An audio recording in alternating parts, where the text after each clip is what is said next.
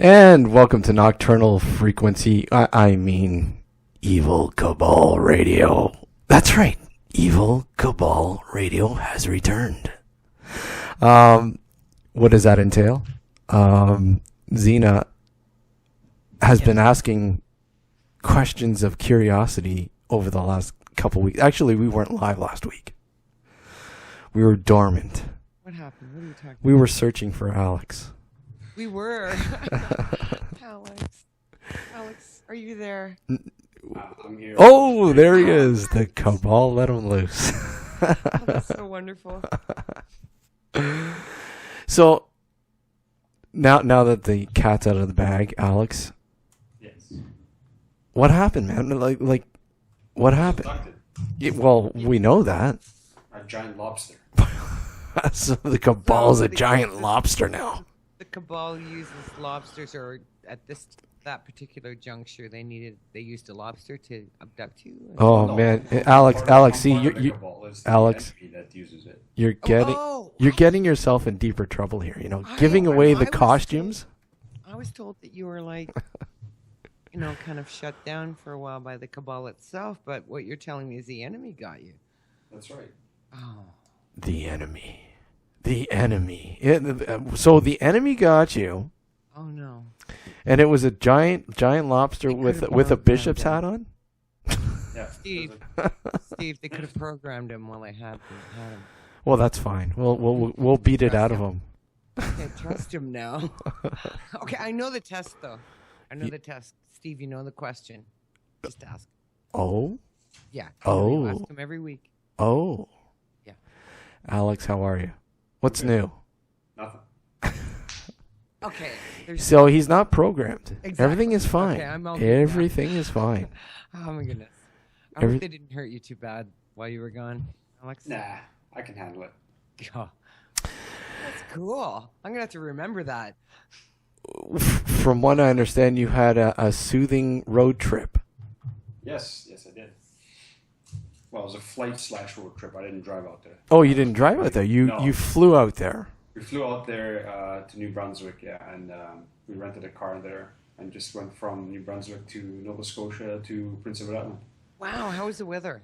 It was great, actually. It was overcast for a few days, but it didn't rain. The rain held out, so it was perfect weather. Like it was, high teens, low 20s, and overcast and so cool in the evening, kind of thing. Definitely. Yeah, that sounds great. Yeah, it was really nice. I hear that the driver's side is left-sided there as well. No, it's actually in the rear. It's in the rear. yeah. And you look backwards.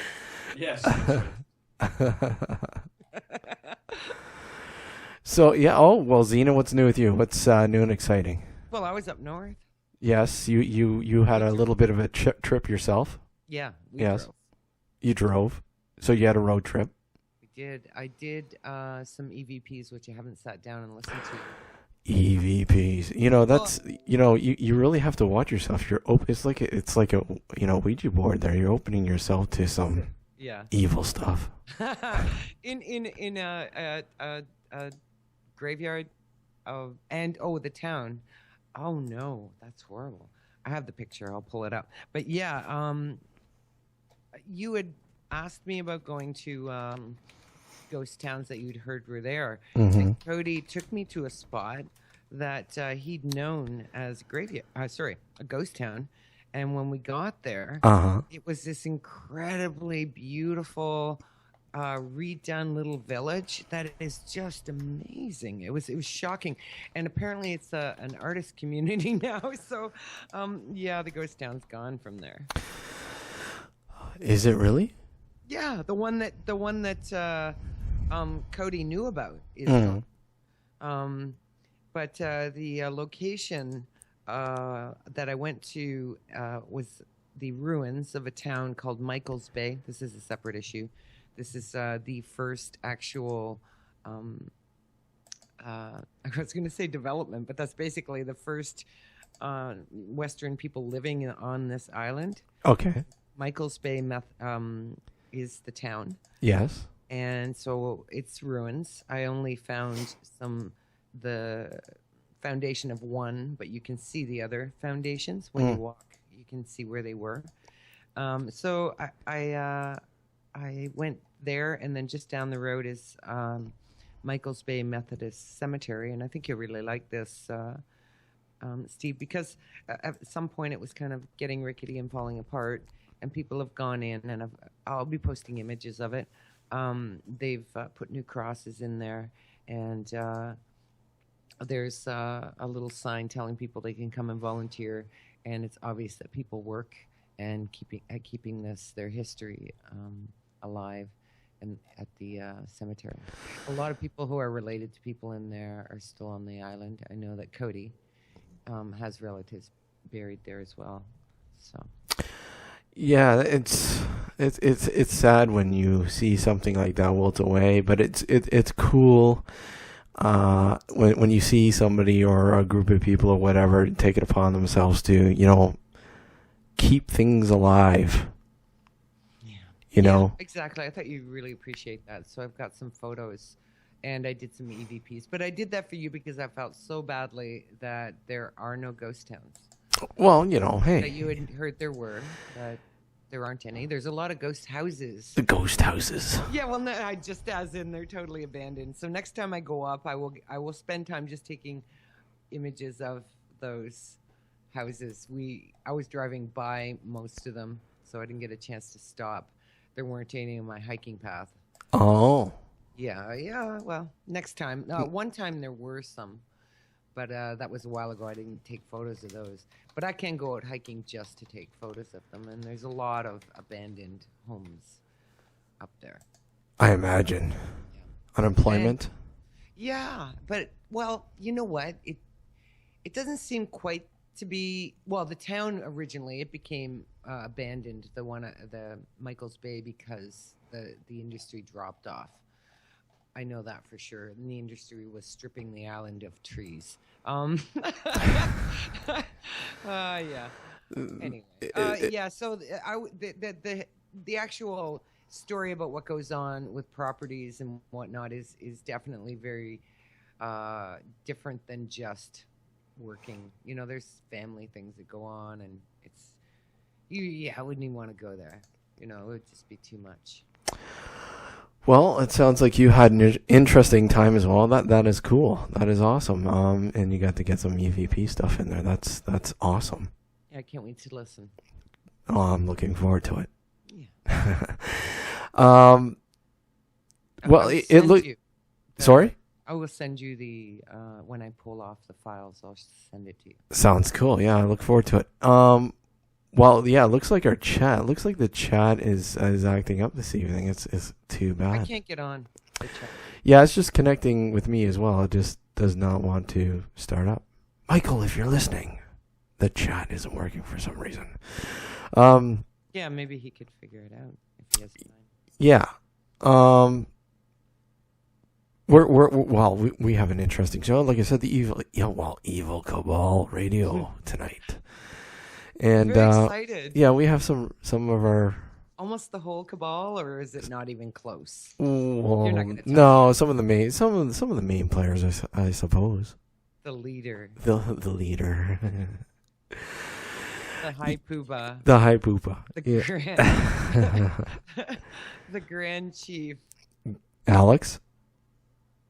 Yes. Just checking.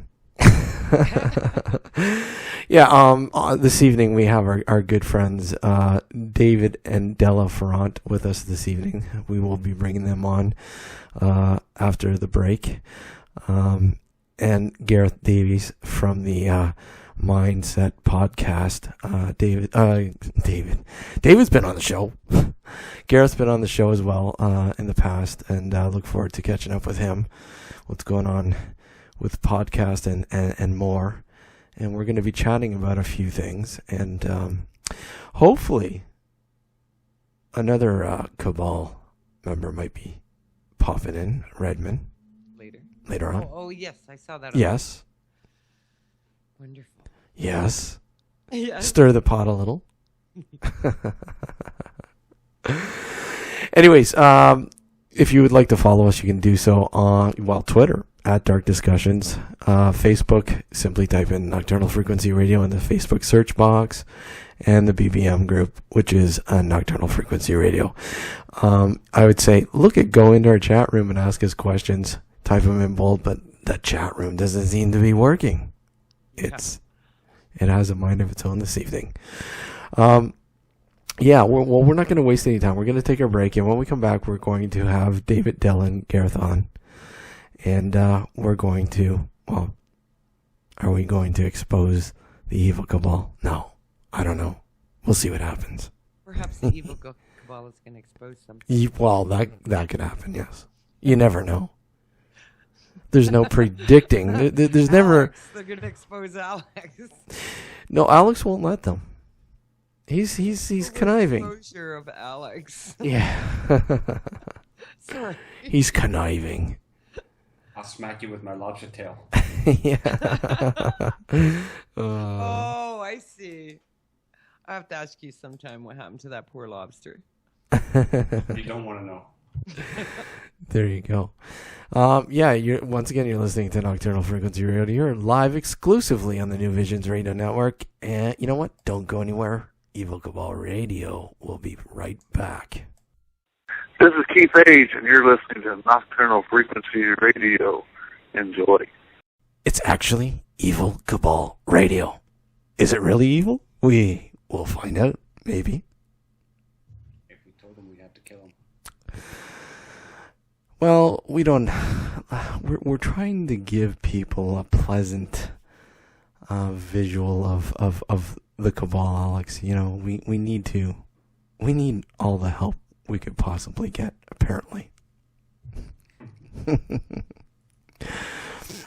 So, Zena, you've been asking questions of curiosity over the last couple shows. What have you learned about the Cabal? Okay. I've learned that they have one person that is stalking all of them. Wait. Let me stop you in your tracks there. Okay. Now, when you say one person, okay, personalities. Okay, that's even better. One person who seems to pretend they're many people. Okay. That particular person has some strange. That particular person lives is very disturbed. I wouldn't call them evil because I don't think that particular person is capable of evil, because I think, for me personally, sin is when you miss your mark, and evil is when you miss your mark continually and know you're doing it and do it fully consciously, believing that this is deriving pleasure out of hurting others through sin. So that's what evil is to me. This guy's not capable of evil. But the group themselves are very forward in who they are, but their practices are completely secret. And I gather from Alex's adventure of being picked up by the enemy that, that's something new I learned, is that the enemy is actually very magical. I mean, they had a lobster kidnap Alex, and of course they picked the wrong person, because obviously Alex, did it happen because you said the name? No, it just happened because they knew who I was. Okay. I'm just checking. I still have more questions, Steve. I think I have many more questions. Anyway, the group seem to be very public about who they are, although there are members that are not public as well. Their ceremonies and rituals and whatnot are very secretive. Would you like me to give you the other story? The other story, which is a group of people have been harassed by a particular person who has many names, and they banded together and called themselves an evil cabal to to have a sense of humor about the whole thing of being harassed by someone who is very disturbed. How about that? That I'm not sure if I'm on air or I'm lost now. You're still there. Oh, good. Okay. So that's two stories. One is that to the world, the evil cabal goes out and you don't quite know who the members are. Some people are more prominent, and then there are members who are hidden, and then the thing is that either story, you're being harassed. Everyone involved are being harassed by someone who is very disturbed. That's pretty dramatic. It is, and so I don't know. I haven't been harassed by this particular person. I'm not going to say their name in case you're wrong, Alex. And saying that person's name does get you picked up by lobsters. I mean, let's face it. I couldn't handle that. You obviously can. You have powers beyond my comprehension, Alex. Yeah, well, but yeah. I can't divulge the powers I have. Well, I'm just, from you getting picked up and coming back and still being okay and laughing about it, I already know that you have incredible powers that, that probably will slowly show themselves over time. There must be much more going on there. That's yeah. How's that? Does that make sense? Sure. Okay, so yeah, and still the Cabal are here this evening. And I know we're going to be discussing a bunch of things. Perhaps not the evil Cabal. Maybe I'll get a few questions in while it's happening. What do you think? Better than ever right now to get him in. Yeah. Because it's probably going to be a while. It's been how long has it been since you guys did a show together? Oh, I don't know. Steve, do you know? He's gone. Do you think he got picked up? I think he got picked up. Yeah.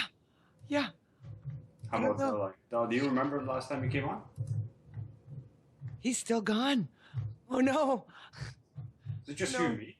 Alex, yes, I think that Steve has been picked up by the man who we cannot name.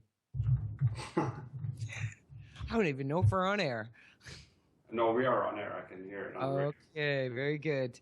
Well, then we'll discuss, since we're waiting for the evil Cabal. I know they'll be here any minute now, unless they've all been picked up. So we'll discuss the fact that you went out east. Did you do anything spooky while you were out there? No, I didn't really get a chance to do anything spooky. We just went sightseeing mostly. Yeah. Did you? What? Yeah, what aside from the abduction from the lobster, though. Well, that got settled, obviously. Yeah. It's just, we didn't know, so maybe we didn't know exactly what happened. We just know that that you got picked up, and that's the only info we had. And then of course you went on holiday. On top of that, that's that's pretty cool. Talk about talent, huh? Yes. So did you so you didn't see anything spooky? Did you go to what areas did you go to? We went to New Brunswick. We went to also Nova Scotia and PEI. Nova Scotia and PEI. Yeah. Okay. You didn't get to one of the... Why can't I think of the name of it? It's part of Nova Scotia. It's Cape Breton. Did you get to Cape Breton? No, we didn't get there. That is the spookiest place I've ever been to. I felt like, the whole time I was there, I felt like ghosts were going to walk out of the forest. Like while you're down the highway and things like that. It was great. If I had known that, I would have gone. I assumed you were going there. I stayed there for a little bit the last time I went, and I was quite shocked. And besides, it's incredibly beautiful. Like, the entire place is like a postcard. Like you can just see it right in front of you. So it's quite... So it looks like you and I are the only one on air right now. Yeah, I can see that. I can see that the Skype is on and off a bit there. So we can just chat about some other things while we're waiting. So what's going to happen here? I don't know. Interesting. Okay, well, let's continue the conversation then. All right. So, what was I gonna? He asked me to discuss the evil cabal, and I did. I went over my 2 theories, and I asked you. All right, sorry. I dropped out. Had some technical difficulties there. Sorry, guys. Did you guys bring everyone in? Everybody's still on. They're still showing on in Skype. Huh? They're still showing connected in Skype. Okay, no, you didn't bring them in. Oh, well, let's bring them in. We didn't. Okay, all right. Well, tonight we have David and Della Farrant with us, obviously, and our good friend Gareth Davies from the Mindset Podcast. Welcome, guys. Thanks for having me, guys. Appreciate it. David and Della, are you there? Uh-oh. Yeah, that's what I mean. Something's going on. I don't think Della can speak here. You might want to bring her back in. Oh, they're waiting for. Can you hear us now? Okay, there you are. There you are. There you are. All right. I'm here too, Steve. Awesome, guys. Thank you for joining us this evening. You're welcome. I think we're all members of the muted mic gang now. Yeah. It was that damn lobster, I tell you. Yeah. We were We were hijacked. So worried about you, Steve. Yeah. Where's he gone? Has it happened again? I think some. He got picked up. He's just not telling us. I think some strange vampire. I don't know. Steve got picked up by some strange men with a white jacket. Actually, it was complete. It was a black cloak. Oh. How do we know that Steve hasn't got an implant now, though? I'll never say. Yeah, we don't have a question for him. Like, we have one for Alex, but we don't have one for Steve. Do you have one for Steve, Alex? Special question. Tell us whether he's been, indoctrinated in some strange way or whether he has an implant in him. Well, I do, but it's kind of dirty. Okay, well, then you can ask him off air somewhere. Yeah, I'll ask him off air. I'll come Thank you. All right, okay, let's get down to the bare bones here. Let's start with David and Della. David and Della, what's new? What have you guys been up to? And, what we know with Hidden Highgate with Della. Well, Della's got a new book out called Haunted Highgate, Steve. Oh, sorry, Haunted Highgate. Sorry, I mean, Hidden Highgate is actually her website. Yes. So it's very similar. But that came out last year, yeah. So it lists all this sort of supernatural happenings around Highgate, including the so-called Highgate vampire stuff. And it's been selling really well for her, yeah. It's been in demand.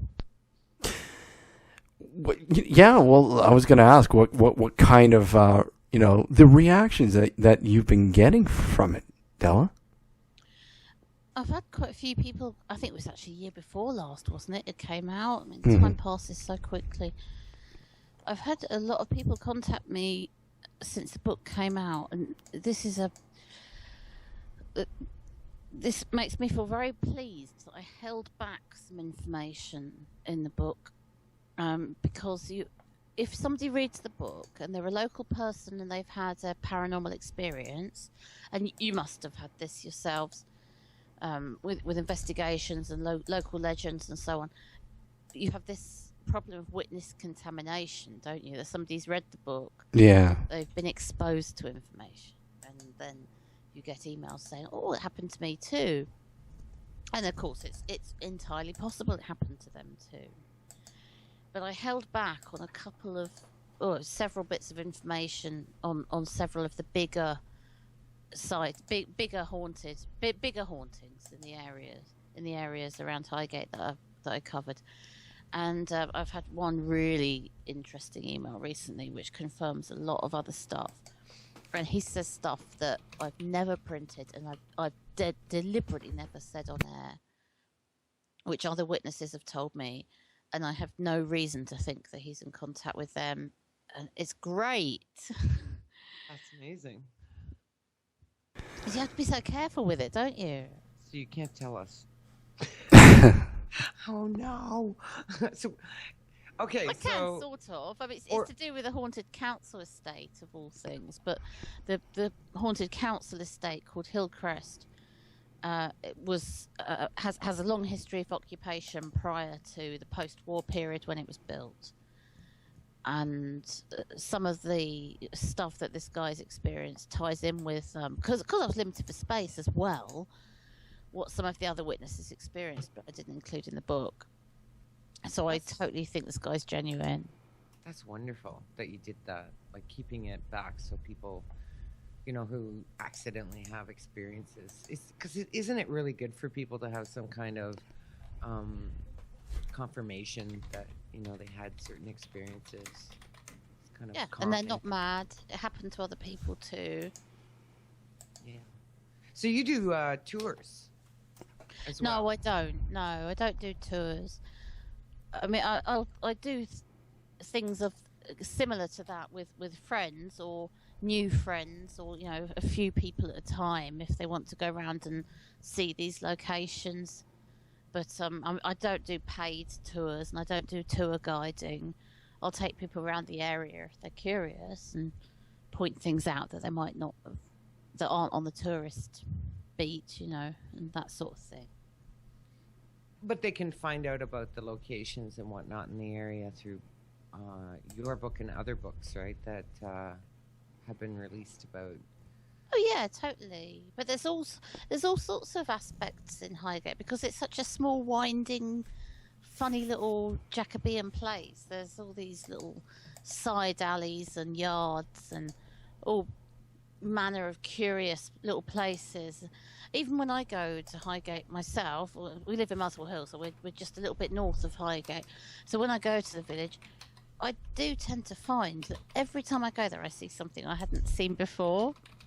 Like whether it's a parish boundary stone or whatever it is, you can always see something new there. Such a quirky little place. What other areas, you're talking about basically around, this is basically around Highgate itself, right? Yeah, around the village. And what are we talking about size? When you say village? Oh goodness, I'm not very good with gauging this sort of thing. I suppose the circumference would be what, including the kind of haunted areas, the ley line and the cemetery you're talking about. 2 miles, 3 miles, the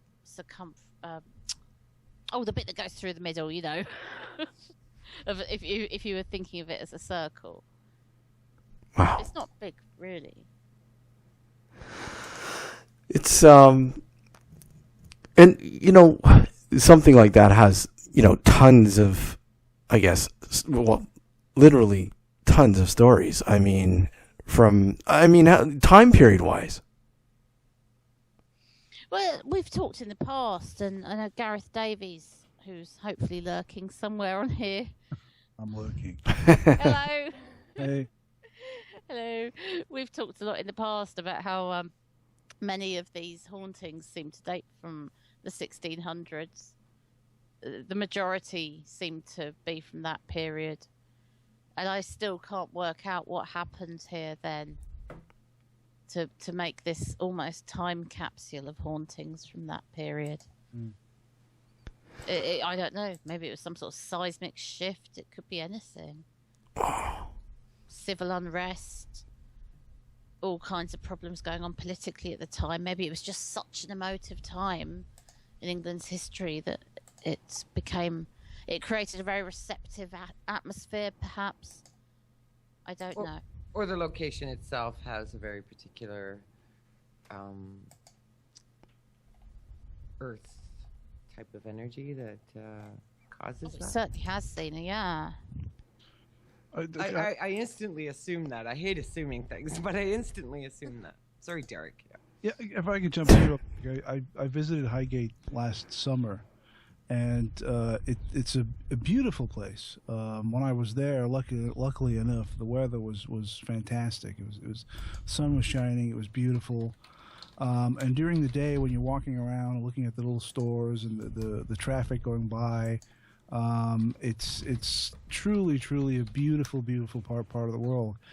But at night, it takes on I don't know, kind of otherworldly feeling when you're walking through the streets at night. The streets that you'd walk through, several hours before, without giving it a second thought. At night, it feels off in some way. Now, and I don't mean that in a quirky, weird way, but it just feels strange. It comes into itself, doesn't it? Yeah, it really does. And that was a feeling that I wasn't really expecting. And it's something you can't really explain until you've actually been there and walked around in the day, and then at night. And it feels very, very different. It's just that day and night kind of feeling. It's heavy enough during the day. Right. Despite, I mean, to me, and to many other psychic people I know that I've brought there, and we've had walks around and so on. The activity level and the interdimensionality is so strong during the day. At night, it's even weirder, as you say. Yeah. And I should also say thank you ever so much, Gareth, for No, thank you, speaking. Della. I had a blast. I had an absolutely fabulous time last summer at the Highgate Symposium. I don't know if the rest of the Cabal or listeners were aware that last summer, David and Della put on the Highgate Symposium. Yes. In Highgate. A full days with talks from researchers from all over the UK discussing this case known as the open quotes Highgate vampire close quotes, and it was absolutely fabulous. We had a great time. The speakers were top notch. The environment was amazing. The Gatehouse pub where it was held was fantastic. I have nothing but good things to say, and if she ever finds the strength to do it again, I for one would be very interested in reattending. It was a great time had by all. Well, you know, Gareth, I think I said to you when you interviewed me the day after the symposium, I don't think she's going to find the strength to do it again next year. Yeah. I really don't. I mean, she'd love to. We'd love to, but it takes so much organisation. It took about 5 or 6 months to organise all that, to get all the speakers together and all. It's a lot of work. It really is. Yes. If you have another one, I'd love to come. I'd love to. I wish you would, Steve. I would really like to, and I know. So yeah, I know. I guess what is the limitations with Highgate now? There's obviously limitations now with visiting there. Are you talking about the cemetery? Yes. Well, they've all clamped down on it, so you can only really go in the West Cemetery, where all these hauntings supposedly take place, by an arranged tour. That is the main limitation, and you have to pay for it. Wow. That's been the case for a long time.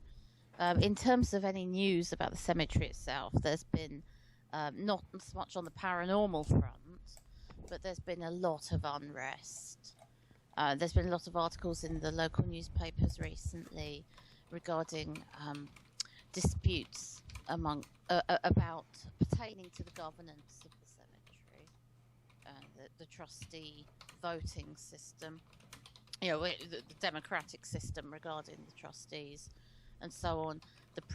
One of the protectors resigned. A protector is a peculiarity in English charity law. Most charities don't need a protector.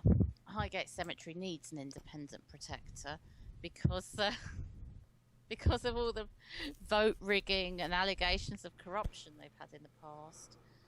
And one of the protectors resigned. I think it was just over a month and a half ago, something like that, 2 months ago, on exactly that basis, because of the vote rigging and the corruption. So there's a lot of bad feeling there. And I can tell you something like, which I probably shouldn't say, but there's a kind of catchphrase that goes around. Have they been drinking the water? When you say that to somebody in the know, they know what you mean. It means there's something in the water there. There's something that makes people who get too involved with Highgate Cemetery on an administrative level, where there's any sniff of power, something seems to affect people and make them act very strangely. Wow. That's interesting. Like, that's interesting. And that's kind of historical, gone along. And this, there's a governance over every graveyard, or in... Well, it's privately owned. And okay, yeah, we have those here as well. It's a charity, and obviously it's governed by the Charity Commission, technically, but really it's not governed by them. It's governed by the trustees. It's run by the trustees. And they, in turn, the cemetery in turn employs staff. And the problem you have at Highgate Cemetery is that people who work there, who gain any position of prominence or power or authority, such as the late Jean Pateman, can get very, very obsessed with the place and their own role within the place, and start influencing other people to behave in certain ways and so on. And it's just all very weird. You'd think, like Abney Park and other cemeteries in North London, that they would, people who are in that role would do it purely for the good of what they're employed to do, not for personal gain or for kind of political power games and bitchiness and so on. But it does happen a lot. At that particular location. At that location, yeah. It doesn't happen at Abney Park, for example. Tower Hamlets, as far as I'm aware, for its comparative cemeteries in the area. Always with this place. And you're saying, though, a particular person, but you know a history of a couple people who've had this happen to them. And, yes. Oh, wow. That's interesting. Because, I mean, some people just are not made to be in positions of power because they do that. They get very strange or whatnot. But so one instance would obviously mean nothing, but you're saying it's a history of it. Yeah. Wow. So there's something in the water. Something in the water. It kind of reminds me of, I don't know if you guys are film buffs or remember an old horror movie called Burnt Offerings. Oh, great movie. Read. Great movie. But that was the same, when you were just speaking then, Della, it just reminded me of that. It was a house that kind of changed the lady who moved into the house into its former owner. And when you were talking right there about Highgate Cemetery, whoever comes to work there will slowly over time be transformed into this kind of persona that everyone who works there eventually will get if they work there long enough, But some people escape unscathed and they keep their equilibrium and they're okay. And it's exactly those kinds of people who say, oh, they've been drinking the water. And we know what it means. Yeah. It means they've turned. They've gone strange. That's wild. Yeah, but it doesn't happen to everyone. I mean, there is a degree of seriousness in the joke of drinking the water, but because as we've talked about in the past, all the water underneath the cemetery is effectively, well, I don't want to be too graphic, but you can imagine what it is. But really, they're just drinking London tap water. That's what I was wondering. I mean, it's figurative. It's not literal. These days, they've been drinking the water. Well, let's quickly catch up with Gareth. Gareth, how are things going with you and the Mindset podcast? Mindset podcast is doing awesome. We're once a week, every Sunday, where we dissect the news. Not so much paranormal, but very much parapolitical. And it's one of those rare shows where anyone can express any opinion, regardless of whether it's right, wrong, or indifferent. And listeners seem to like it. It's a great podcast. I love it. Thank you. Appreciate it. Continue, from the first time I discovered it, and when we brought you on to the show here, I've been listening to it. What was that name again? Mindset Podcast. You can find it at mindsetcentral.com. That sounds familiar.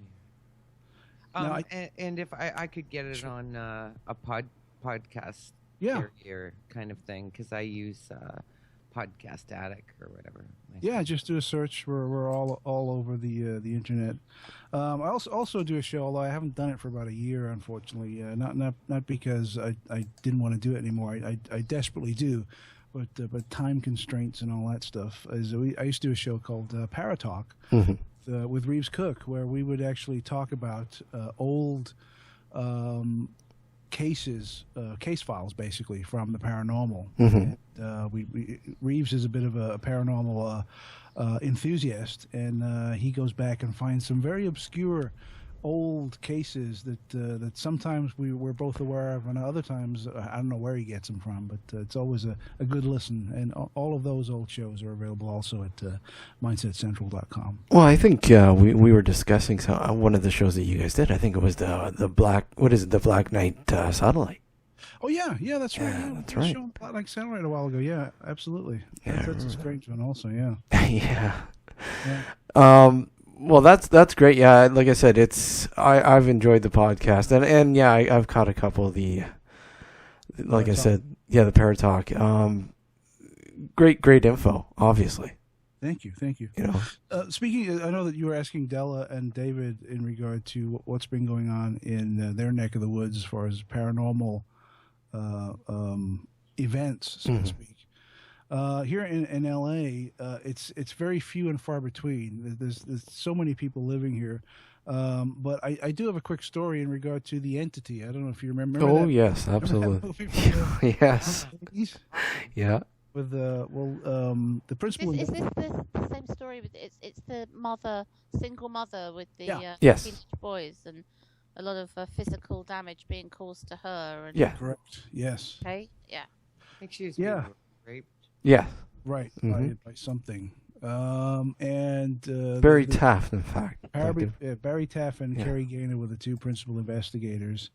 I think Barry Taff actually is trying to get a podcast together. Oh, really? So that might be something to keep an eye out for, because to share some of his old stories for the investigations that he's done in the past would probably be pretty awesome. But about maybe a year or so ago, a friend of mine, we actually found the real house where the entity actually took place. We weren't even sure that it existed, but with fingertips at our keyboards, you can find it fairly quickly. And I think it's on Braddock Drive in Century City. And we both work in Santa Monica, so Century City's like 10, 15 minutes away. So we drove over there one day to take a look at this legendary house in paranormal circles, where this event allegedly took place. And it's very underwhelming. It's just a very small, maybe a 2-bedroom house on a street. And we parked outside the house and sat there for a few minutes just looking at it. It just looks like a normal, regular house. And to think that some of the events that are described in that movie and in reality took place there, it's pretty earth-shattering. And it kind of hits home that these kind of events can take place where you least expect them. Well, that the movie that you mentioned. Yeah. I remember watching it years ago when it first came out, and you're going to yourself, you're like, come on. Really? Seriously? Does that sort of thing really happen? Right. It just makes you think, okay, come on. I mean, what do you think? Well, Gareth, let me ask you, what do you think, in all honesty? The case is fairly well documented. Yes. If you go and check out some of Barry Taff's writings on it, there's a lot of witnesses that witnessed some very strange phenomena in that house. And there's also an awful lot of photographic evidence, especially of free floating or orbs or light patterns that were captured on film, that were put through the ringer as far as photographic analysis in the mid to late 70s, and they all passed with flying colors. So it does appear that something very strange did in fact happen there. But when you watch the movie, of course, there's dramatic license. They make things bigger and larger than what actually happened in reality. But I think there definitely is some core truths to that story that really did take place. I think we're dealing in if we were to take that case as a serious, genuine case, then we're dealing with potentially something interdimensional anyway. So why would it really matter if it's not particularly gothic or spooky or looking location, you know? Yeah, you don't find gothic or spooky in L.A. It's about the people, not the location, right? Isn't it? And that with lady could be anywhere, and that could be happening to well, her. the lady, her name was Doris, I think, in reality. Mm-hmm, yes. She moved out of the house and she moved to Arizona, and the phenomena followed her and continued right through the 1970s into the mid-late 80s. But throughout time, it diminished. So, towards the end of her life, she unfortunately passed away. It was still happening, but to a far lesser degree. As time went by, the phenomena got less and less and less. When one's interviewed people who describe being raped by entities, it's very difficult to dismiss them as, or their experiences as purely psychological. I mean, obviously, you have to consider all kinds of things, or attention-seeking, all kinds of explanations. But when you can see the terror in someone's eyes describing this to you, and you've met someone who that's happened to. Yeah, oh, absolutely. You definitely have to be careful and tread lightly on how you approach something like that. Very much. Yes. You could be stirring up all sorts of old wounds from the past. Yes. Well, not only that. Manifesting from the unconscious or the subconscious and buried memories of something that happened to them when they were younger, for example, which is now manifesting as apparently parapsychological phenomena, whereas maybe they are generating these forces and externalizing them from within to the without. And that's a key point, Zella. Della, sorry, Zella. I don't know where Zella came from. Gee, Zena Zella. No, what's going on? That's a key point, Della. Coming from within. It's not always the case. Adding to that, really, just real quickly though, what Della described, another layer to add on top of that would be the intensity and the horrific nature of these kinds of events. Added to that would be then the reluctance of the person to come forward and attempt to seek help because of the ridicule factor. A lot of traditional, I say traditional, it sounds strange, but traditional rape victims will not come forward through fear of shame or embarrassment. Imagine if you took it to another level where somebody is being brutally, viciously attacked by something that's not there. Yeah. Yeah, by some paranormal outside force. Yes. Right. For example, yes, and as you just said, Gareth, that would make them more reluctant to come forward. But right. I've had quite a few people coming to see me over the years in private that have given me details of these attacks, but by these nightly entities, and I'm quite convinced some of them are genuine and real. In that they're external, the causation is external from the witness. Yes, in that they are talking about people that are, if you like the word, spirits are visiting them in the night. And a common symptom is that these people are completely paralysed. I know we've got the old hag syndrome and all Yes. that, which I don't particularly accept. Sitting on their chests, there's a pressure on their chests and their bodies. They can't scream, they can't breathe. They want to scream, they can't even do that. But they feel there's some presence that's attacking them, and they're immobilized. Have you guys? I just want to throw this out there to all of the Cabal and maybe someone who's listening. Have you guys seen the documentary / horror movie, The Nightmare? I don't think I have, and now you have me intrigued. This I like that, the documentary / movie. The Nightmare. This is a must see. This is absolutely. If you just go to Google and type in The Nightmare, it should pop up fairly easily. I know it's on iTunes if you wanted it. It is a documentary. Okay. It's a very strange documentary because even though it is a documentary, it is so terrifying. It's a horror movie. And it covers exactly what David was just talking about, which is the terror that comes in the night, the old hag syndrome, the paralyzed, you can't move, you're awake. You see people entering your room, demons, men wearing tall hats, top hats, or some kind of hat. You can't see their face. They come around the bed. They move the bed. Like the Slender Man. Yeah, but you know what's crazy about this is I watched this movie about, I don't know, 3 or 4 months ago. I watched this movie and I was talking to people at work, telling them about it, and some guy said, "Oh, that's happened to me." Now he had not seen the movie. Right? Oh wow! And I said, "Oh, please tell me what happened."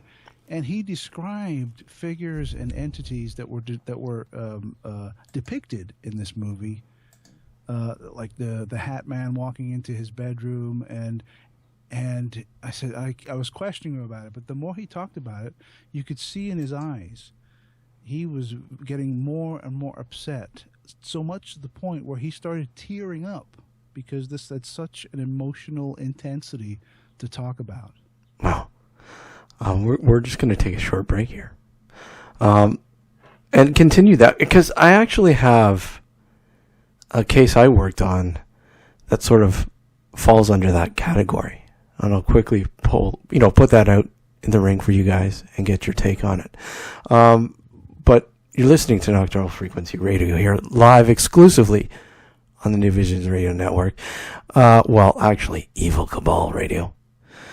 Folks, you can join us in chat. The actual chat on the main page is not working, but if you'd like to come into the Mixlr chat room, you can. There's a few of us in there, and you can find that at http://mixlr.com/new-visions-radio. And I'll put it on Twitter, and I will put it I've put it in our Facebook group.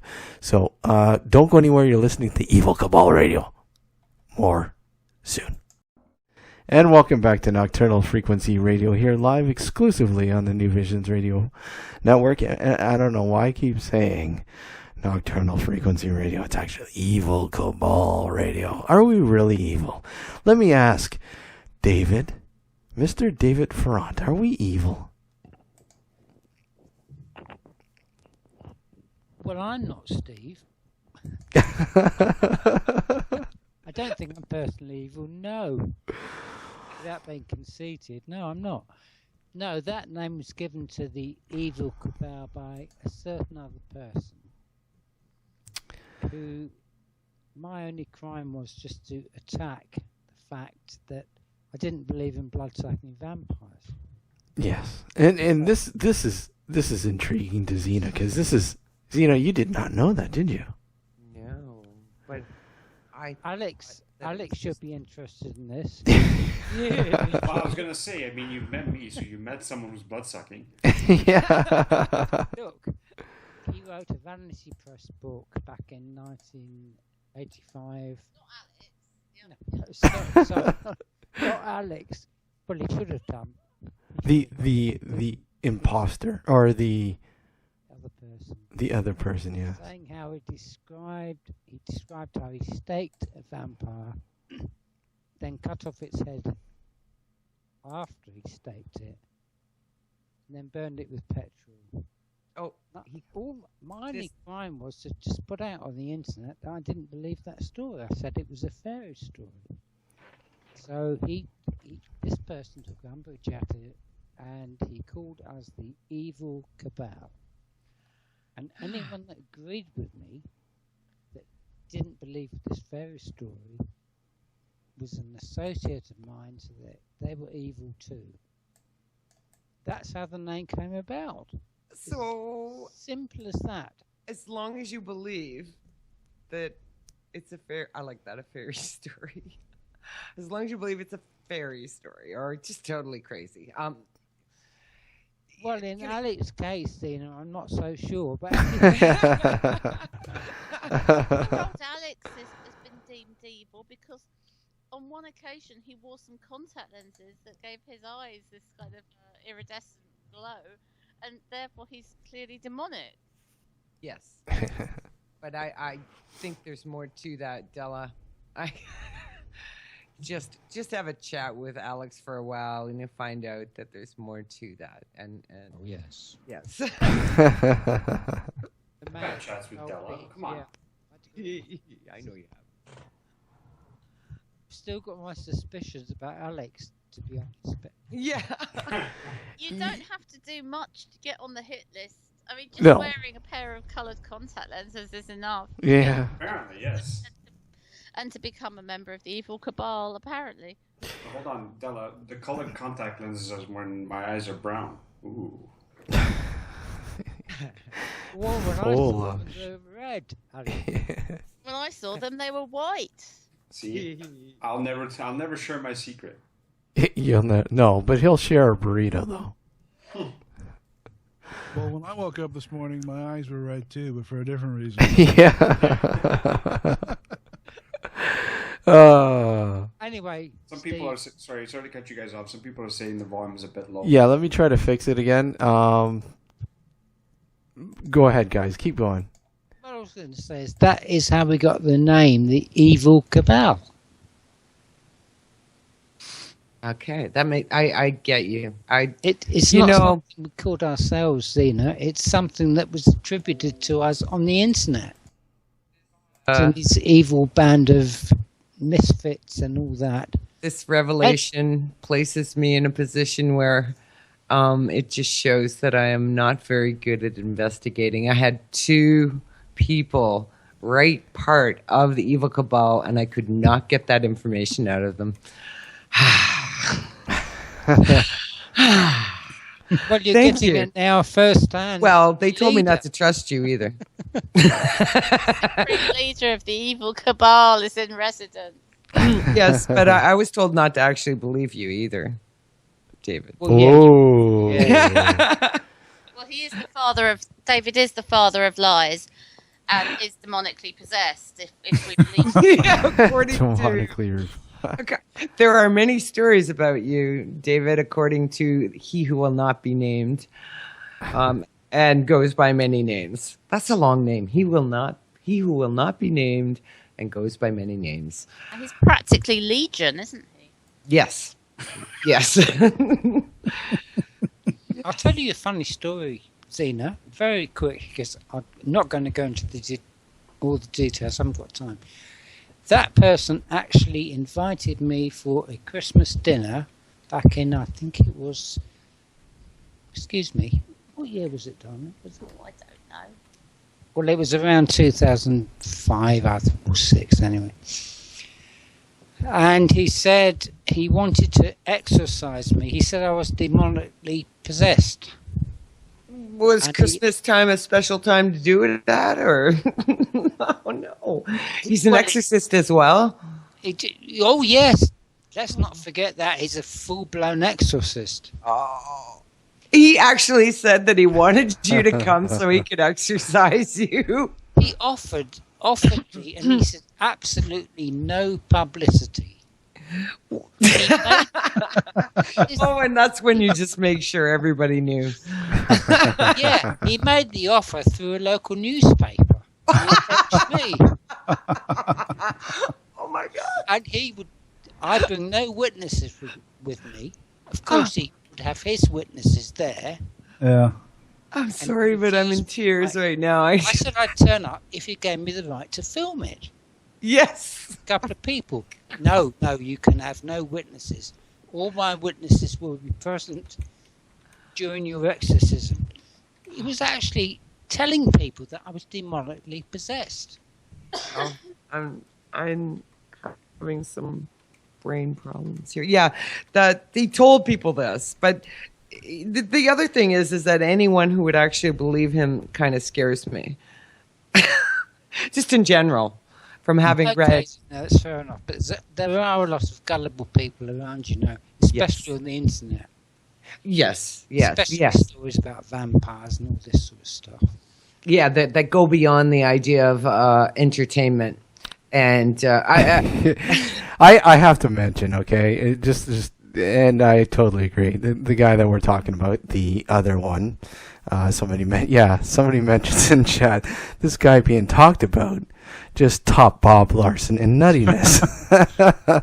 Wow, that's quite the leap on when we're talking about Bob Larson, right?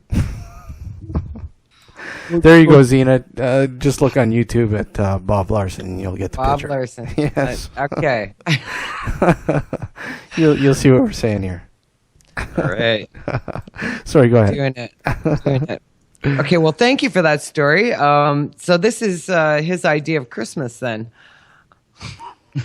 Well, part of his rationale is that the period after Christmas Day is a particularly active period in the Satanic calendar. So the Satanic calendar. Yeah. So that's when David's demon would be most active. And I was wondering if it had something to do with time of year. I did mention that at the beginning. I'm like, is there something specific about Christmas? I see Bob Larson now. That's his default calendar on Google, too. Yeah. I think the two Bob Larson, but Bob only goes by one name, I guess. Right, Bob Larson. I can't remember how many names we counted for this person. At the last count, it was over 60 aliases on the internet. So ridiculous. Wow. So I have more respect for Bob Larson because he goes by one name. Yeah, fair enough. Good for him. I think that's probably why the other person tops him. He's got personalities to back him up there. But it leaves this creative place wide open, right? Well, I mean, put it this every way. Day. put it this way: you're one person. You're being surrounded by how many different people are we talking about, David? 60, 70. Yeah. 60 or 70. So I mean, you're outnumbered. Look out. I mean, he's got an army behind him. Yeah, this is true. Yeah, you wouldn't want. Okay. On a serious note, there must be a degree of where it's hard to have somebody actually go out of their way. Someone like that go out of their way to harass you. This particular person is absolutely possessed, or rather obsessed. He writes all these names down and contacts all these internet groups, and he ticks the names off one by one to make sure he doesn't use the same name for another internet group. We've checked all this, and it all ties back to the same computer. Sorry. It's one computer. Yeah, it's one. There's a laughter in my soul, and it's not a good one. That's true. It's based back to his own computer. If anyone checks their internet stats, I might just throw in there, and this is totally legal, 95.146... ... Be aware. Be aware. Let me tell you, Zena, just a little thing here, just in case you don't know yet. But you're being initiated into the evil cabal right now. Well, when I was told that, anybody who didn't believe that he staked a vampire and cut off the head. Did he cut off the head? Oh, and the vampire that turned into a spider too.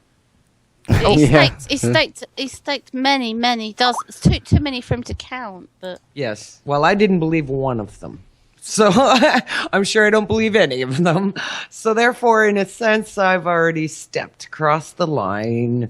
But Zena, I know that you're a very strong lady, and you're well educated and you're confident, but you are a lady.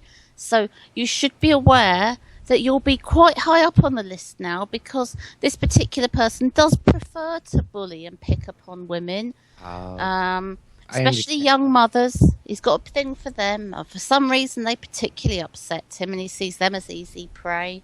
Wow. Yeah, he loves to have a go at a young mum, or a woman generally. He doesn't seem to like taking men on as much as he seems to like harassing and picking on women. Well, he's got previous for this going back over 30 years. Wow. Well, okay, let's throw something in all seriousness out there. And let me ask Gareth. So something that we were going to chat about. Let's get it into play. And everyone is aware of a cult or some sort of cult. Mm. Now, and they all tend to have an aurora of evil around them. They're different. And why do you think that is? Well, I've thought about this, and I think the main difference between a cult and religion is how many people subscribe to it. Mm-hmm. If you have like 10 people believing in some stuff, then it's a cult. If you have 10 million believing in that same thing, well, then it's a religion. It kind of legitimizes the ideas, but the quantity of the people that are into it. So even though cults are basically religions that only a small amount of people follow, if you know what I mean. Yeah. But as far as the evil aspect, I think the evil aspect ties into more of the unknown. It's a bit strange, right? It's against society's norms. Mm-hmm. If somebody says, although this rarely happens nowadays, but if someone to say, well, what's your religion? And you were to say, well, I subscribe to the idea of the flying spaghetti monster, or whatever the case may be, or insert obscure religion here, then, obviously they look at you like you're a bit mental, or something is very strange or off or weird, because that's against the cultural norms of society. Can we go back then, Gareth? I'm sorry? Can we go back to your first Sure. part of your statement where you kind of we're saying a cult is known, right, in the public eye as something that is small, and religion is something that's bigger. So in my experience, I live in a world where most people are part of a couple cults, mm-hmm. and their ideas that they live by frighten me. I just say it, they frighten me. So I live in a world where not extremely frighten me, but they do kind of make me feel awkward living right. because of their deep set. I wouldn't disagree with what you're saying, Zena, but it is more in line with. Obviously there are some religions that are very can be evil or not have the best interests of humanity at large, or so on. But it's more in terms of not understanding. It's if you get suspicious or uneasy around something that you do not understand. If you would take the time to wrap your hand around it and learn about it, whether you agree, you might not agree with it, you might still think it's crazy, but once you begin to understand why these people are doing what they're doing, how it works for them, the fear kind of dissipates. I mean, we have to also take into consideration the evil, I guess, tag, if you will. Obviously, through the eyes of those who have witnessed some of the more notorious cults that have come forward because of the actions that have played out in the, Waco and all that kind of stuff, Jonestown. Yeah. And so obviously these smaller, more obscure or just plain out there cults will obviously get that same sort of tag, if you will. Sure. There can be a whole bunch of cults out there that we don't know anything about. Oh, there's probably a cult for everything now. Oh, yeah. Because there isn't some kind of strange form of violence going on, or Yeah, there's, especially here in California, this is like the cult mecca of planet Earth. Mm-hmm. There's like, a million of people who are into some crazy stuff, and for some people it makes sense to them, right? It clicks, and they go along, whether they're searching for something and they, whatever this particular brand of worldview matches theirs, so they kind of lean toward it and start subscribing to that idea. I remember many years ago I went to a Raelian meeting.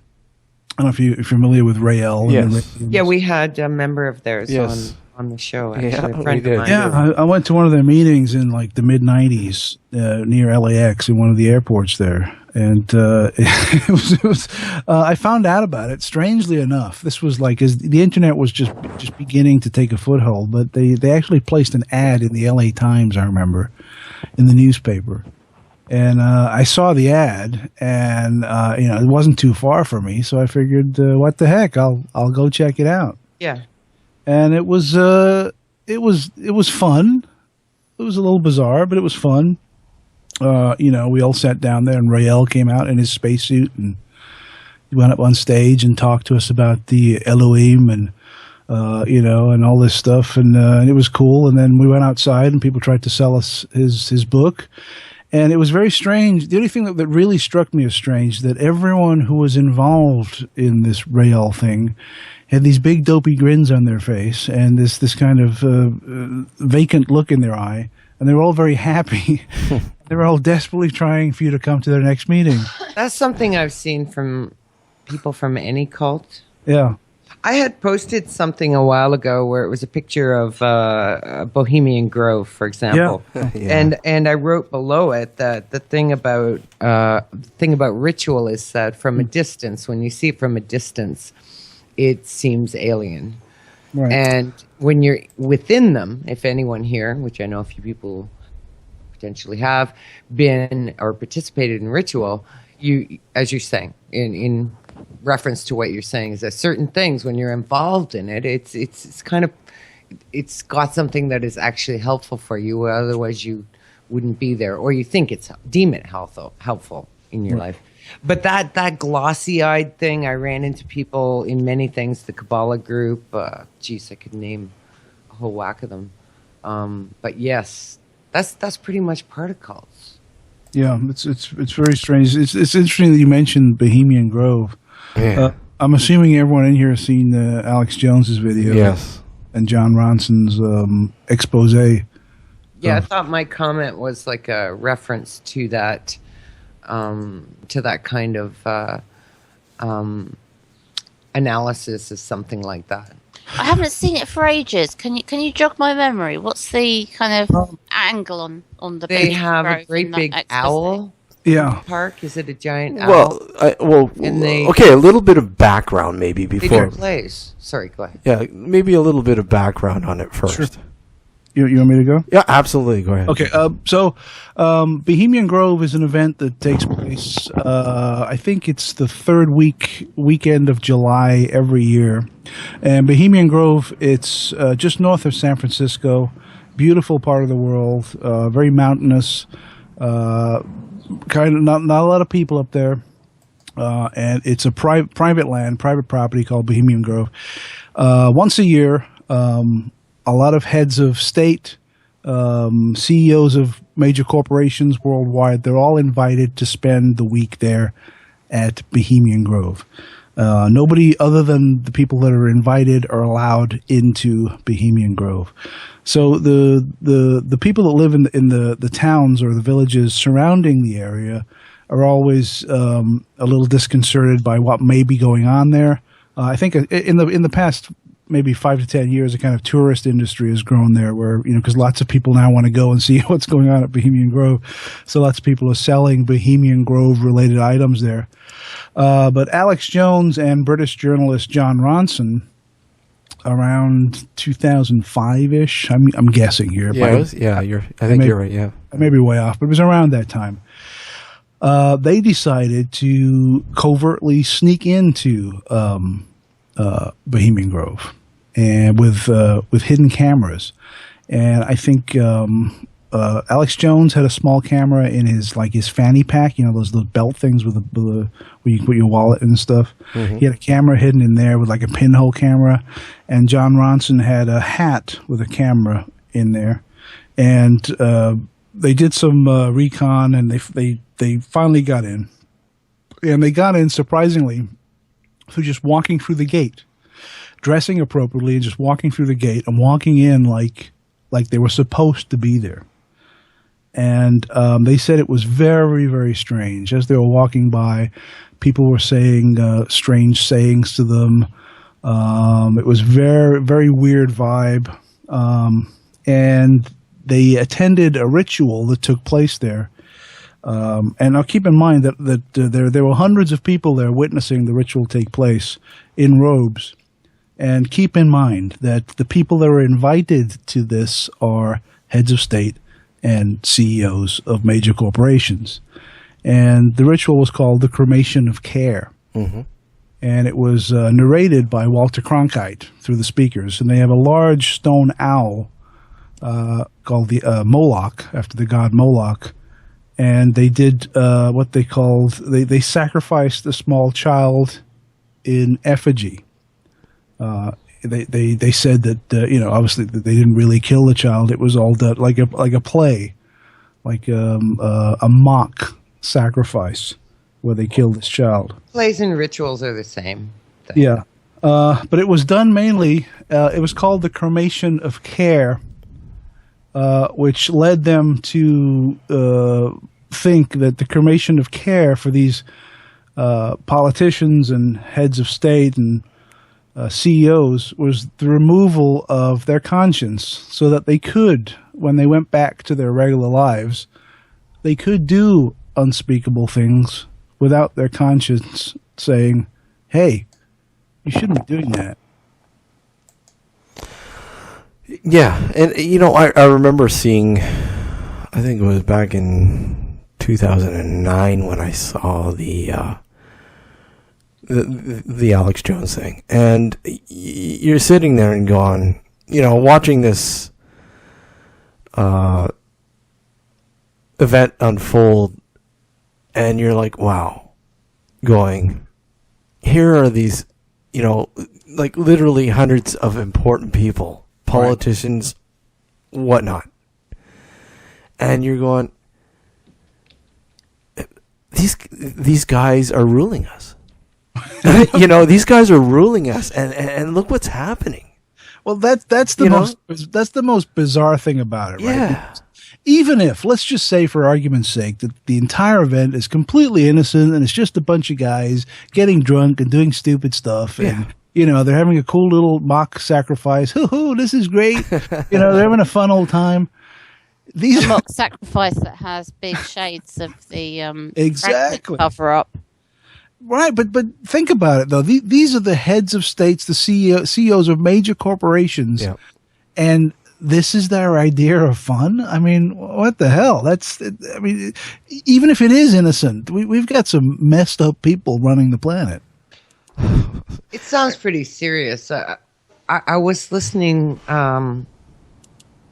to a podcast, and I wish I could remember his name, Duncan Trussell. And he was on air with the gentleman, the other guy who does podcasts. I wish I could remember his name, but he had the president of the United States on his show. Oh, Mark. Mark Maron. There you go. Yeah. So Duncan Trussell and Mark Maron were discussing heads of state, and they began to discuss the fact that the president at this time has had to make decisions that meant people are going to die. And the thing about it is that I cannot quote Duncan, but Duncan just threw it in there that that it takes a sociopath basically to do that.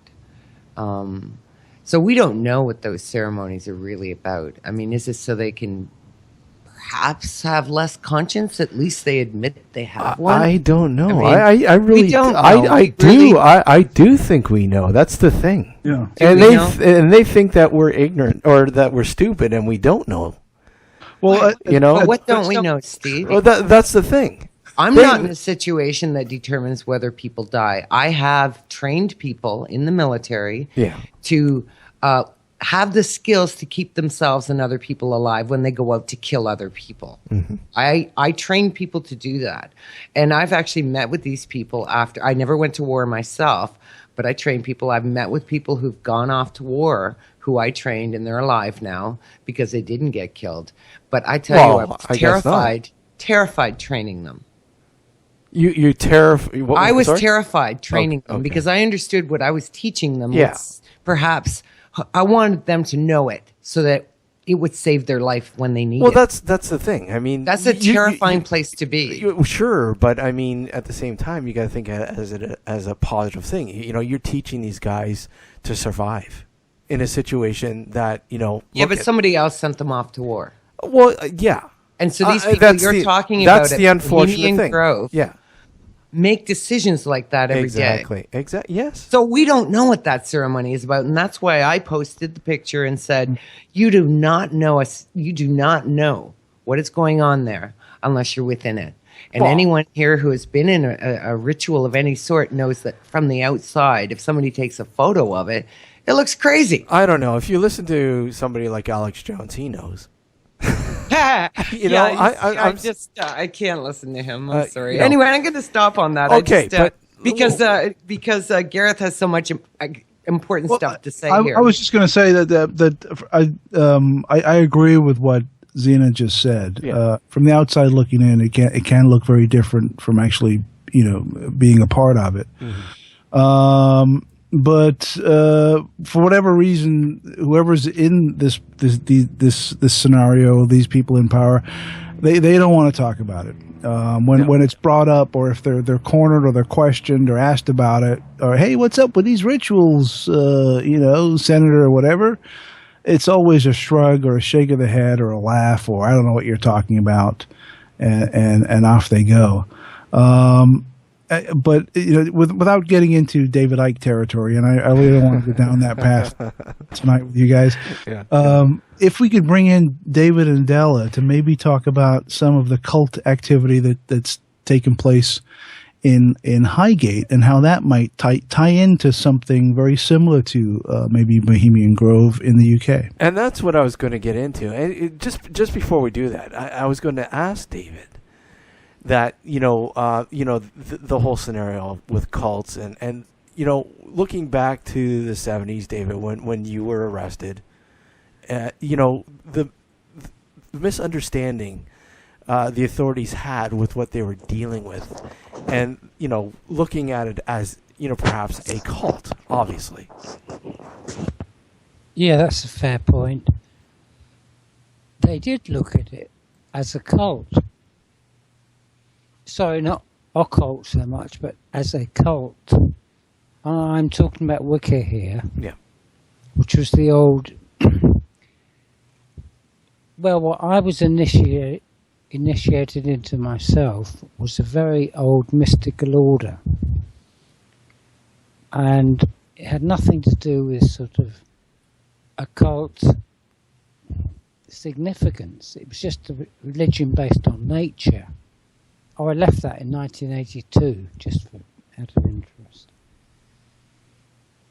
And I decided to continue on writing about it and experiences with other people. And I met a lot of these people from cults that came to visit me. I could name them by the handful. Exegesis, the Moonies even, or representatives of the Moonies, and even the Jehovah's Witnesses. Also, David met people who, or at least one person who was involved with a smaller, much less public cult that was operating within Highgate. Yes, that's true. There were much smaller cults, if you like. Satanic cults that were operating, and one of the places they were operating in was Highgate Cemetery. There's no question about that. David, can you talk about the letter you received and how it was written and what it was written with? Well, I did receive a letter from one of these cults or satanic groups after I discovered the remains of one of their ceremonies in Highgate Cemetery, yes. And they wrote me a letter warning me to leave them alone and stop writing about them. Warning me of, well, quote, I haven't got the letter in front of me, of disastrous consequences. And the letter that was written in blood. Now, Steve, I have got no idea if it was human blood or if it was animal blood. They could have used the sheep's heart. I really don't know. Well, if they were serious magicians, they would have not used their own blood, would they? I mean, what sort of moronic magician gives the enemy their blood? So I think we can safely assume it was animal. Yeah. I've got his DNA. Was that Alex? Yeah, that's a Yes. very deep connection if you're passing your own blood off to someone, yeah. Anyway, they were warning me not to keep publicising what I discovered about them in Highgate Cemetery and all the satanic rituals they've been practicing there. Yeah, that's true. It's all on record. I mean... Well, how do you feel about the concept of Satan? I mean, it is a Christian mythology. Can I just say something? David and I have an ongoing little friendly dispute about terminology here. He refers to them as Satanists, these people. However, there is not a lot to suggest that they actually were kind of technically Satanists. I mean, certainly on a left-hand path of some sort. I mean, some of the language used in that letter indicates something more of a thelemic tradition. There's not much in the symbolism that was on the floor of the vault that he discovered that indicated Satanism as such. Certainly like dark magic. Okay, but not Thelema necessarily Satanism. Thelema definitely is not a dark magic. No, well... But you're saying the language kind of had that background, so it would include certain gods or goddesses or You have offended our great Lord Hadit, or Hadit. Great Lord who? Hadit. Hadit. Oh, Hadith. Okay. That was Oh, really? Interesting. Okay, so perhaps the interesting thing is that as we all know, people even in any faith read a few books, get together, hang out, and somebody involved in it says, "Well, I'm writing these rituals," and invites people in and whatnot, and comes up with crazy things. It's just that Thelema is something I do know a lot about. yeah, okay. Have personal background with of what it really is, but like anything, people do things. Okay, so it wouldn't be satanic at all, in any way. Because my experience is that satanic stuff is just definitely things people mash together through Christianity, because that doesn't exist either. That's just some kind of strange fantasy. Okay, Zena, I take your point. Absolutely take your point. Just for the record, I've said this so many times before. I do not accept, personally, the existence of Satan. Mm-hmm. Yes. Meaning the Yes. existence of some evil deity with the power equivalent to God or a divine principle, whatever you like. Thank you for saying that, because I actually assumed that you didn't, that you used it in another term. No, which is I that- don't. I Yeah. don't accept it. There's legions Yes. of demons and followers work beneath him, trying to corrupt men's souls and promising them eternal life. With the exception of Alex, of course. Except Alex has found some kind of. I am Satan. He's found some sort of back door. I naturally assumed that you felt that way. I'm glad you actually said it out loud. Yeah, exactly. That you felt that it's just some strange fantaside, but that doesn't mean that there aren't people out there who don't believe in it. That's my whole point. There are people there that believe. In fact, the whole bloody, excuse my language, but the whole Christian church believes. Yes, exactly. Okay. Denomination or another, but they believe in the power of the devil. Yes. The devil. That really upsets me in one way, which that means that you can go into the world and do evil things and not take responsibility for it because the devil told you to. Exactly. With regard to the cultish activity in Highgate, there seems to be some evidence that there was a lot of horned god worship going on there, but not in a positive way. The house that was described in 1965, or the description of it dating back to 1965, was very, very dark, a lot of horned god symbolism, and some really bad stuff going on in there. Bad stuff happening to neophytes, to acolytes. Not good at all. Really not good. Is it still going on, Della? Is it? You think that those days are gone for Highgate and Highgate Cemetery? I know that house that they were operating from is in different ownership now.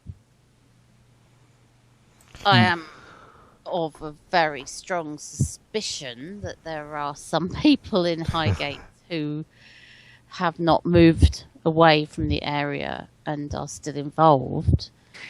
Della, I don't think it's at the level it was at in the 1960s.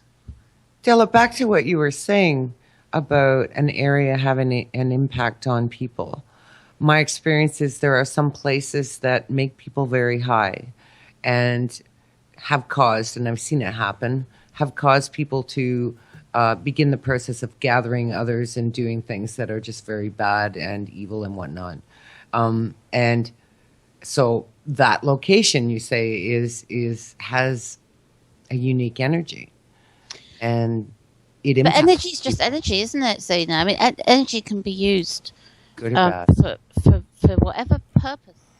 Yeah, you're drawing up for and directing it towards. And there are so many convents. There's so many people in Covenant in North London. You would not believe. There's so much positive stuff happens up here to do with magic. Wiccan orders and other pagan orders and less prescriptive pagan work goes on up here that's really, really good and draws on that energy for in good reasons and for good ways, you know. Guys, I hate to break it, but we're almost out of time. And you know, I don't know, this might call for a part two. I mean, you know, just started. I know things are just heating up, and it's getting good, and that's the way it usually happens. Starting with David and then Della and then Gareth, please, guys, get your information out there for the listeners to look into. And who would like to know more about you guys? I guess I'll go first. Anyone wanting to find out more about me and my podcast, please go to mindsetcentral.com. One word, mindsetcentral.com. It's all there. Hey, shall we go next? Go for it. Yeah, we're quite easy. Simply davidfarrant.org. And my own website, which is more local history and folklore orientated with a lot of paranormal stuff, is hidden-highgate.org. And check out Della's book, Haunted Highgate. Yeah, I do get in the Amazon ranks, I must say. I'm quite proud. I have good reviews. Guys, it's been great, as per usual, to have you on. Gareth, great having you back on. It's your first return show. Yep. Thank you so much. I've had a blast. I've really enjoyed it. It's great talk to all you guys. Thank you so much. And look to have you back on. That would be great. Anytime. Take care. All right. Thanks, guys. Appreciate it. Good night. Long live the evil cabal. Good night, all. Take care. Steve, can I just say, we're not really evil. No, we're not real. We're not. We're not. We're not really evil. We're just going along with the tag. You're just a secret cabal. Yes, we're just secret. Well, I don't know about secret, but Right out in the open. we're No, there. Steve, is it? We're there. It's right out there. Yeah. It's for all the eyes on the net to look at. Thanks They to. don't know about the inner circle. Yeah. The outer circle. Oh, don't listen to her, Steve. She just We call it the Cabal Gauntlet. we're still not evil. Guys, thank you. I know it's very early there now in the morning. Thank you for coming on. Oh, you're welcome. You're welcome. It's always a blast. It's lovely to talk to everybody, especially all at once. Yes, it's always great to have you guys on, and again, we'll definitely have you back on in the future. Great. Okay, Steve. Thanks a lot. Take care, guys. Thank Take care, you. guys. Speak soon. Good night. Wow, another good show, and like Zena said, it was just heating up. Yes. Things were getting interesting. They were interesting. Amazing people. Yeah, it's always great to have. We've had David on several times. He's been on several times, and again, in the first few times, it was mainly to chat about his experience with the Highgate Vampire. Mm-hmm. And, I have heard those. Yeah, and his let's see, his adventures, if you will, with having to stave off not only a vampire but another person, Yeah. if you will, and the multiple personalities, or his army, if you will. But it was a great show, and look in the new season, because obviously we're coming to a wraps with this season, but look for Evil Cabal to invade the Nocturnal studio again in the new season, I'm sure. They will be back, and we will pick up where we left off this evening. We have an awesome show coming up, the very last show. Mm-hmm. Zena, do you want to talk about it a little bit? Well, we have one more show before that one. Yes, we do. Okay. But on June 12th at the Hamilton Guest House in Hamilton, 158 Mary Street, we are having we're all there live. Yes. And you can be there too as an audience. You'll be able to sit. I believe we're playing a couple pieces, Sublimatus. I was going to see about playing a couple pieces before the show starts. All right. And then obviously one of the breaks or something, right? Yeah. Yeah. So that's going to be fun. Setup's going to be wild. But people in the audience who are there live actually get to come up and ask questions. And so far, this has been an amazing event every time it happens. So it gets better each time.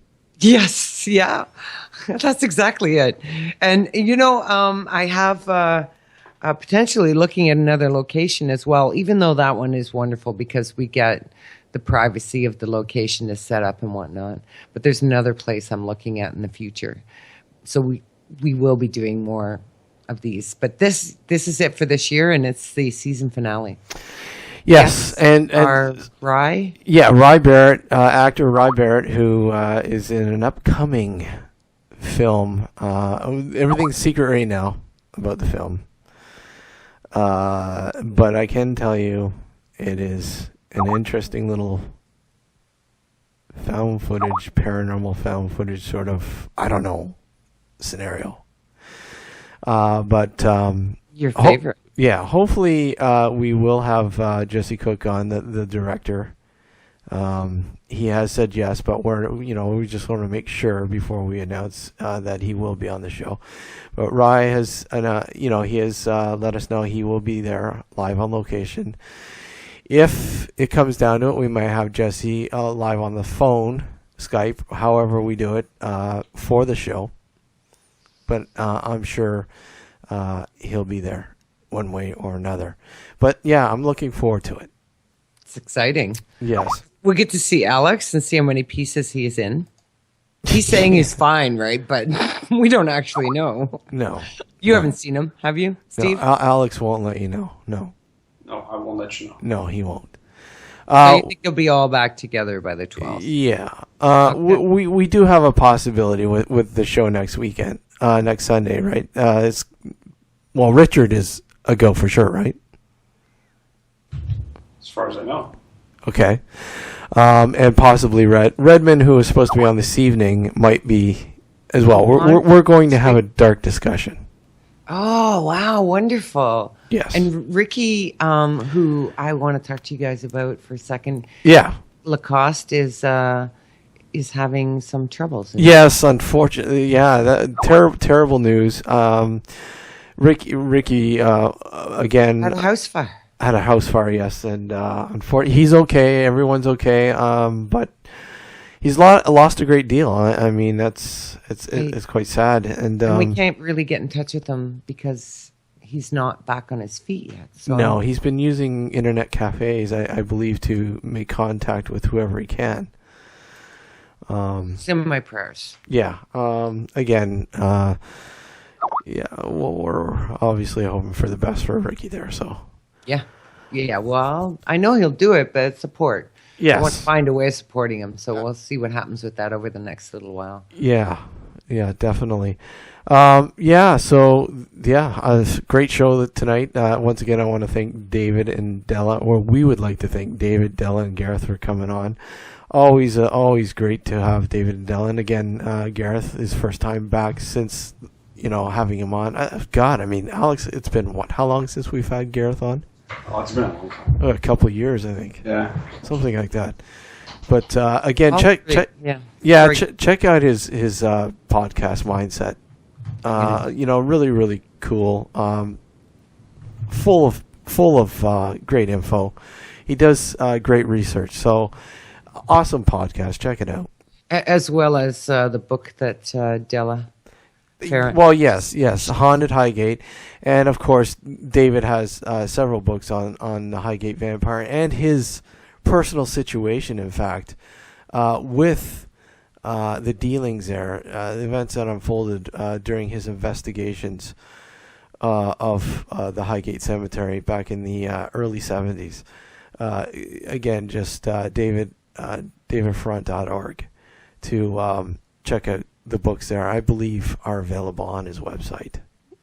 So, yeah, do check that out. I want to thank everyone for tuning in. You've listened to Evil Cabal Radio. Yeah. All right, good night. Have a good week, folks. Take care. Thank you.